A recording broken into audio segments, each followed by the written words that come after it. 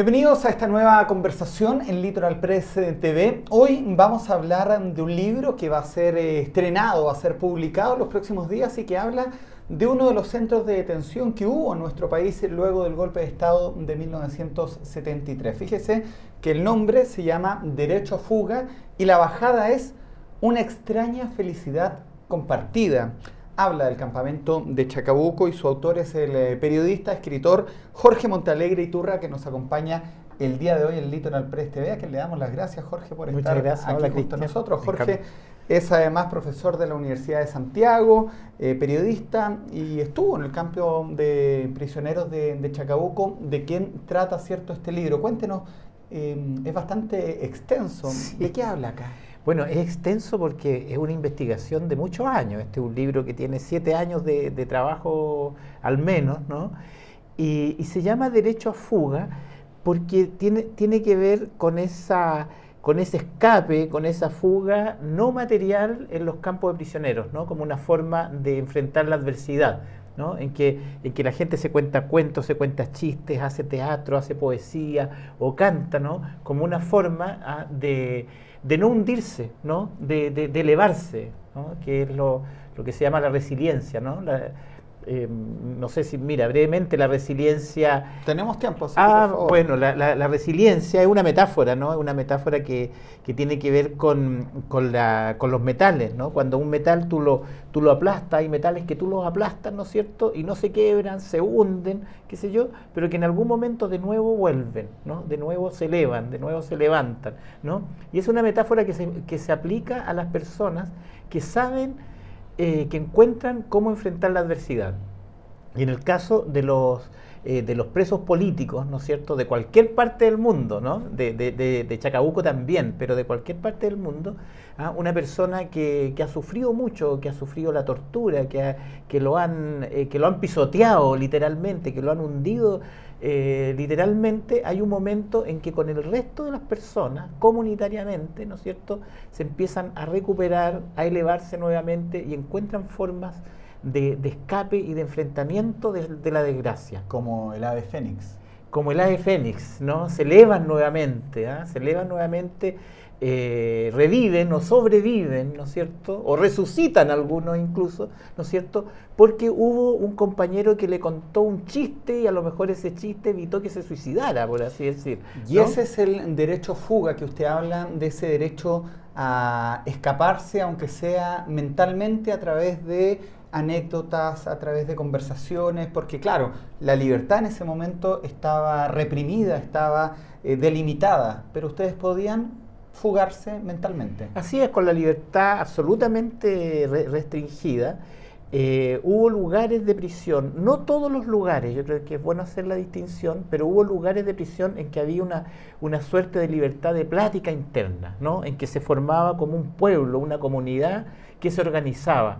Y por lo tanto, desde esa comunidad surgía, por ejemplo, un grupo de teatro, o un grupo musical, ¿no? O un grupo de comediantes, gente que hacía chistes o que cantaba, etcétera, ¿no? Y a eso yo le llamo resiliencia comunitaria, ¿no? Porque la persona no se eleva sola, ¿no es cierto?, no se recupera sola, sino con ayuda, en complicidad también, en fraternidad con las otras personas que de alguna manera han pasado por lo mismo. Y en el caso de la prisión política, en el caso de Chacabuco, por ejemplo, o de Puchuncaví, del campo de Melinca, o de Tres Álamos y otros campos de prisioneros, las personas ya habían sufrido un momento extremo de tortura, ¿no? Entonces venían, digamos, hacia esos campos ya con una experiencia muy dura. Cuénteme del centro, del campamento de prisioneros de Chacabuco, que se ha escrito bien poco.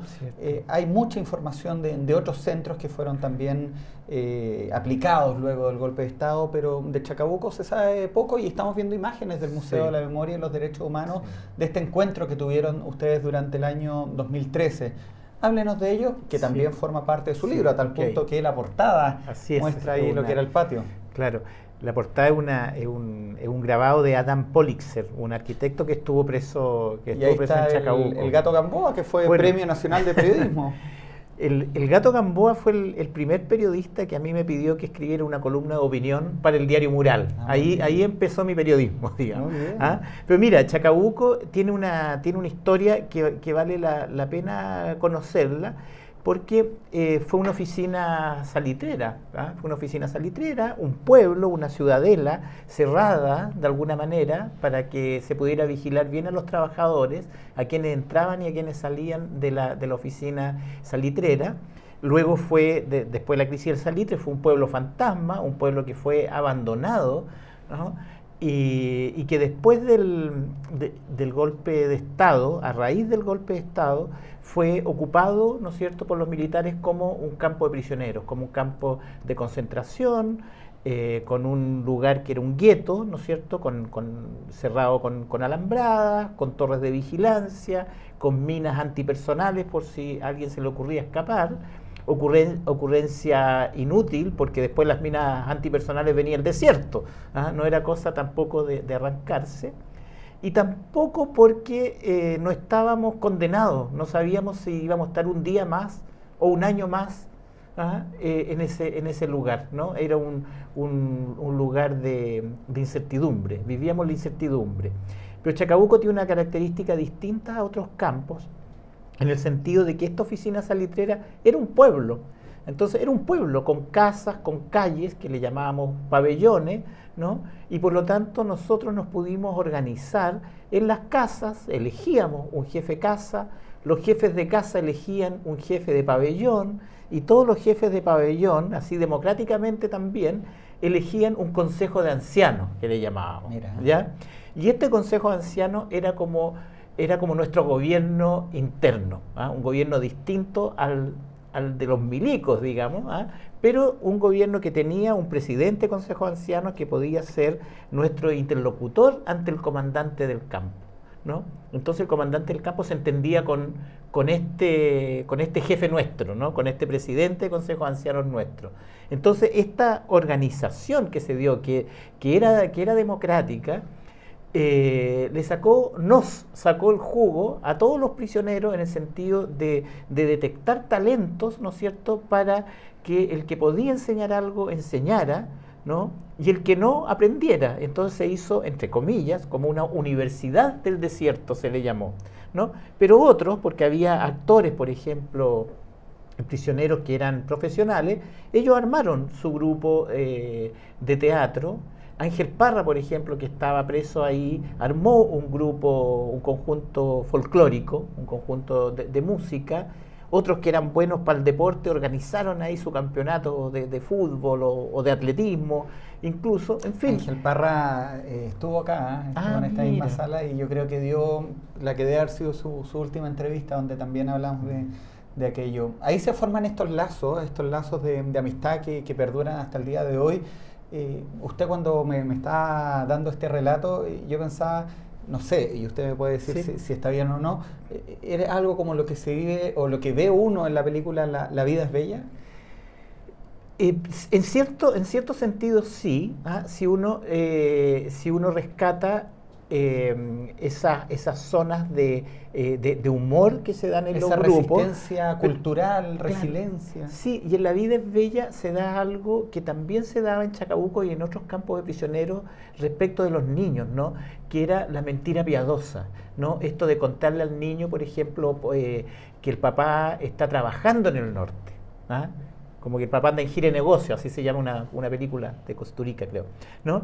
La mentira piadosa, de eso de que en los relatos el papá cuenta que a él no le pasó nada, que está bien, ¿me entiendes? Siempre en los relatos, la persona que cuenta casi siempre dice que está bien, que otros lo pasaron peor, como que no hay una imagen del propio sufrimiento, siempre se piensa que al otro le fue peor, ¿no? Sobre todo respecto a la tortura.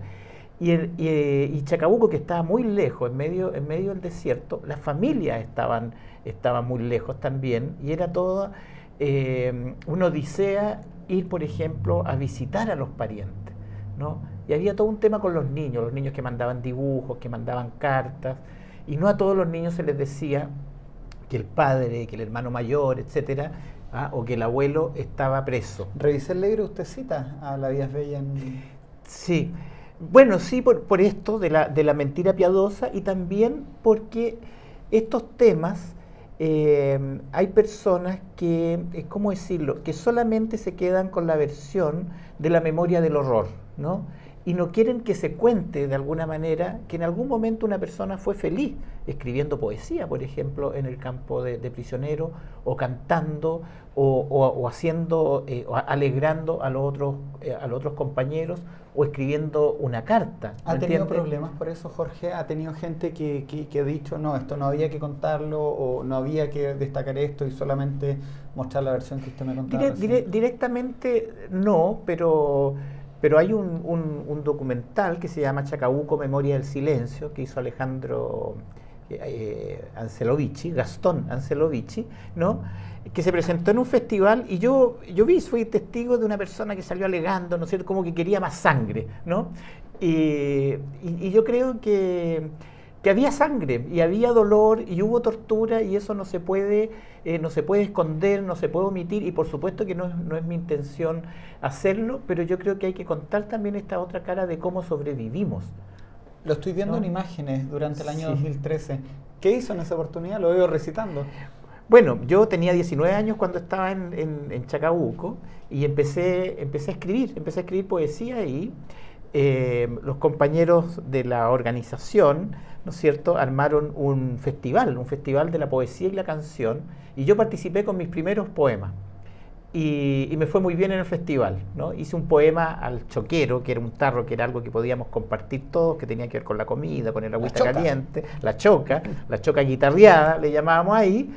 Y esto le gustó mucho, entonces yo me pasé de ser un chiquillo absolutamente anónimo en el campo, que no tenía nada que aportar, ¿ah?, a este poeta joven que de alguna manera los interpretó a todos. Entonces, cuando hicimos el encuentro de los 40 años en Chacabuco, yo leí ahí ese poema, y era primera vez que lo leía en ese lugar también, ¿no? Fue emocionante, eso fue bonito. Sí, me imagino. Bueno, Derecho a Fuga, una extraña felicidad compartida. Es una primicia porque aún no ha sido publicado, aún no ha sido presentado. Esto va a ser durante esta semana, tengo entendido que el 14 de abril. El 14 de abril en la Casa de la Hormiguita, que se llama, que está ahí en Lynch Norte. Una de las señoras de Neruda. Así es, ahí vivió, era la casa de Delia del Carril, ahí vivió Neruda, está como a 2 cuadras de la Plaza Egaña, ¿no? Se llama la Casa de la Hormiguita, y ahí va a haber un encuentro de libros, ¿no?, de la mano de la Hormiguita, y ahí se va a presentar el viernes un libro en el que también participo con otros 2 autores, con Manuel Sepúlveda y Rafael Chavarría, un libro que se llama El apagón cultural, como pregunta, el libro bajo dictadura.